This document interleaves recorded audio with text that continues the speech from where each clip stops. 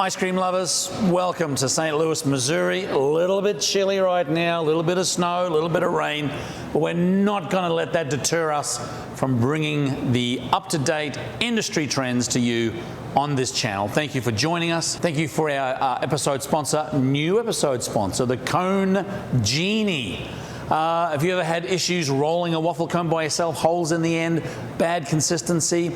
You've got to check this out in the link below. It's a product called a Cone Genie. Basically, it rolls the waffle cones for you. We are going to feature it on one of our cool tools segments. But you can go right down now and check on the link. I think it's ABW Innovations, but if you click on the link down there, that'll take you to check out the Cone Genie.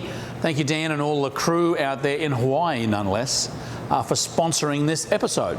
By the way, also you want to go to scoopschool.com because we are holding a big competition to give away a mega extract pack. Some of our suppliers have got together, putting together a big extract pack. It can come to you. You do need to fill out the form at scoopschool.com. It's to celebrate 10,000 subscribers here on the channel. We close it on February 10. So if you're watching this video before February 10, 2021, get on the website, enter your details, and hopefully you will be the recipient of a Scoop School mega extract pack. Anyway, we're going to talk a bit about food safety. Food safety is very important these days. A lot of people are getting their food safety plans together, introducing best practices when it comes to food safety.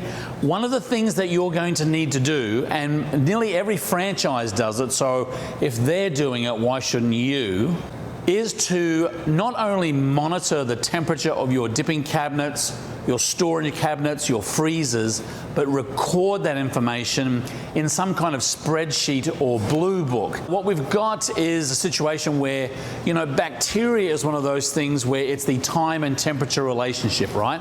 We've got mix that sometimes can warm up, and where time and temperature relationship blesses us and helps us in the pasteurization process, in the store environment it works against us if we're not adhering to making sure that we're monitoring temperature and how long our dairy products are staying in coolers, freezers, dipping cabinets, tempering cases. So generally you should be getting into the process of every time you walk into the store, every time you walk past the freezer, just to glance down right now and have a look at what the temperature is. So from where I'm standing, I can see that my under-counter refrigerator here is at 37 degrees, my tempering case is at -3, and my storage freezer over there is at about -10.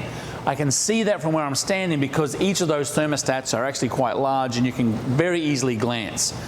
But sometimes it's not enough to be able to just say, okay, well, they're within the temperature ranges. You really should record them. Now, in the industry, it's known as a red book. When you've got franchises, they're basically given a book that they go around 3 times a day and they monitor and record temperature.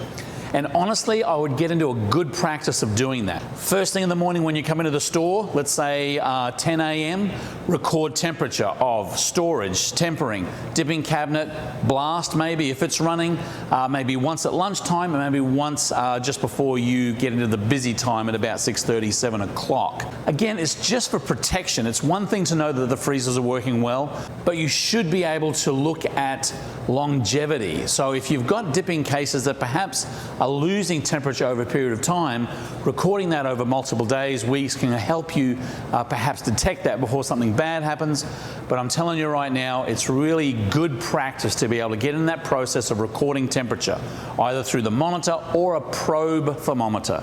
If you've got any machines that are gravity fed, get a good probe thermometer, drop it in the top there, take a measure of that recording, just so you're one step ahead of the food safety process. I really would recommend it. Again, not enough just to make sure that they're working functionally.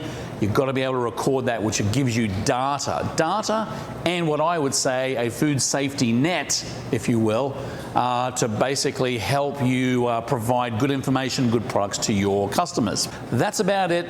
Again, doesn't take much to just get a book or record it in a spreadsheet, but I think that you'll see the value in it. Thank you again to our episode sponsor, Cone Genie. Again, click on the link down here. And look, we love checking out the comments in these videos. So if you have a question, comment, concern, mana manata, then just drop a comment down here and we'll extract that information out and make a video of it. Keep on scooping, folks. We'll see you in the next video.